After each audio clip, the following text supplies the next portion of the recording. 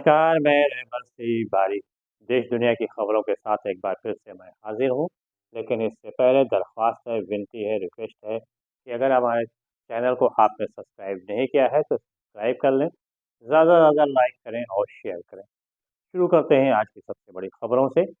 अंतर्राष्ट्रीय व घरेलू स्तर पर बढ़ते हुए दबाव के बीच आखिरकार इजराइल ने हिजबुल्लाह के सामने घुटने टेक ही दिया और नेतन्याहू सीज़ फायर करने के लिए तैयार हो गया, उस पे सिग्नेचर भी कर दिया। वही नेतन्याहू जो कि कुछ दिन पहले कह रहा था कि हम अपनी शर्तों पर सीज़ फायर पर सिग्नेचर करेंगे, लेकिन जैसे ही जैसे जंग आगे बढ़ते गए और हिजबुल्लाह का वार तेज़ होता गया, आखिरकार घरेलू स्तर पर दबाव बढ़ता गया, उससे आखिर नेतन्याहू को झुकना पड़ा और सिग्नेचर करना ही पड़ा।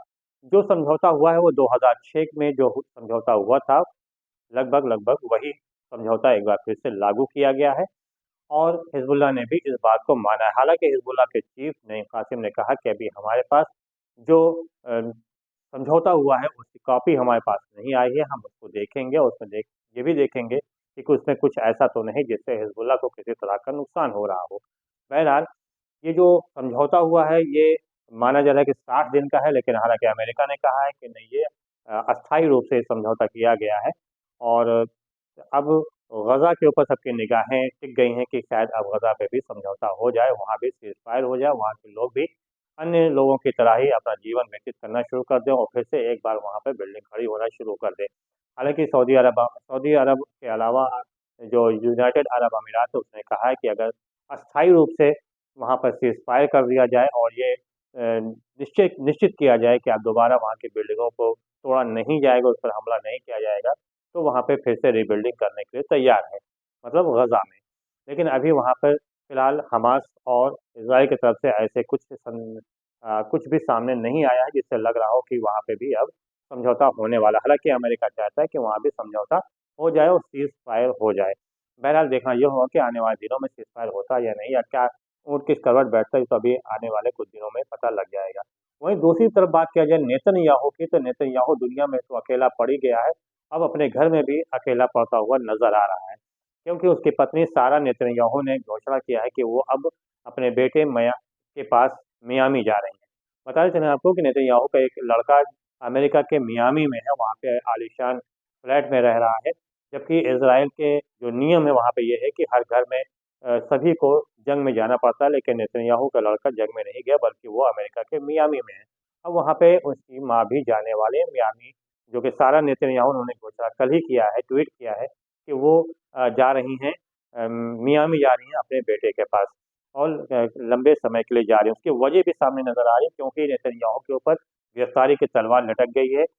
उनके चीफ ऑफ स्टाफ को पहले ही वहाँ की अदालत ने के आदेश के मतलब बाद पुलिस ने गिरफ्तार कर लिया और उससे कड़ी पूछताछ की जा रही है। नेतन्याहू पे एक मुकदमा और भी कायम हुआ है, वो ये है कि अक्टूबर 2023 में जो हमास की तरफ से हमला किया गया था, इज़राइल के ऊपर हमला हुआ था, वो नेतन्याहू ने खुद करवाया था ताकि उसकी कुर्सी बची रहे। इसकी भी जाँच शुरू कर दी गई है और ये आरोप नेतन्याहू पर लगा है। अब ऐसे में नेतन्याहू के ऊपर कई प्रकार के मुकदमे चल रहे हैं और 15 से 20 दिन में उन मुकदमों के बीच इनको पेशी होगी और ऐसा माना जा रहा है कि उसी समय इसकी गिरफ्तारी होगी। लेकिन उससे पहले सूत्रों के अनुसार ये खबर सामने आ रही है कि नेतन्याहू वहाँ से कहीं भागने की फिराक में है। मतलब इज़राइल छोड़कर भागने की फिराक में है। एक और खबर सामने आई वो है नीदरलैंड से, जहाँ की डच डच जो संसद है उसने प्रस्ताव पास किया है कि अंतर्राष्ट्रीय कोर्ट ने जो निर्देश जारी किया है उसका पूरी तरह से पालन किया जाएगा। नेतन्याहू अगर उसके देश में आता है तो उसकी गिरफ्तारी सुनिश्चित की जाएगी। ऐसे में पूरी दुनिया में नेतन्याहू अलग-थलग पड़ता हुआ नज़र आ रहा है। यही देखते हुए उसकी पत्नी ने भी उसका साथ छोड़ने का ऐलान कर दिया है और ज़ाहिर-सी बात है दुनिया में अलग-थलग हो गया तो अब इज़राइल में भी अपने परिवार के साथ अभी नेतन्याहू अलग-थलग होता हुआ नज़र आ रहा है। इसी से ये सूत्रों की बात सामने आ रही है कि शायद नेतन्याहू देश को छोड़ने वाला भी है और कहीं छोड़कर कहीं अन्य जगह पर जाने की फिराक में है और माना जा रहा है कि वो भी शायद अमेरिका के मियामी में चला जाए जहाँ पे उसका बेटा है।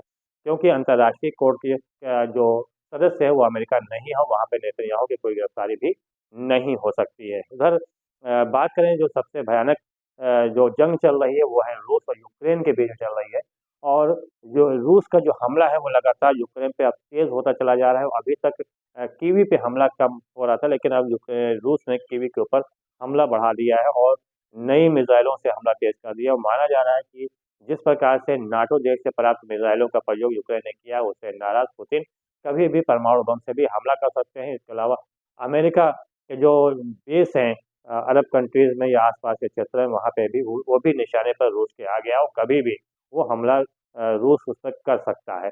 यहाँ तक कि रूस ने सीरिया में जो अपना बेस है उसको बहुत मजबूत कर दिया है, वहाँ पे कई एयरक्राफ्ट भी पहुंचा दिया है। एक दिन पहले की ये सूचना है और उसकी सेना को अपने जो वहाँ पे सैनिक मौजूद है उनको सक्रिय कर दिया। ऐसा माना जा रहा है कि अगर इजराइल सीरिया पे, जो कि 2 दिन पहले इजराइल ने सीरिया पे हमला किया था, अगर माना जा रहा है कि अगर इजराइल दोबारा ये हमला करता है तो सीरिया से जो रूस है वो अपने बेस से इजराइल के ऊपर हमला करके अमेरिका को भी चेतावनी देने के लिए तैयार खड़ा नजर आ रहेगा।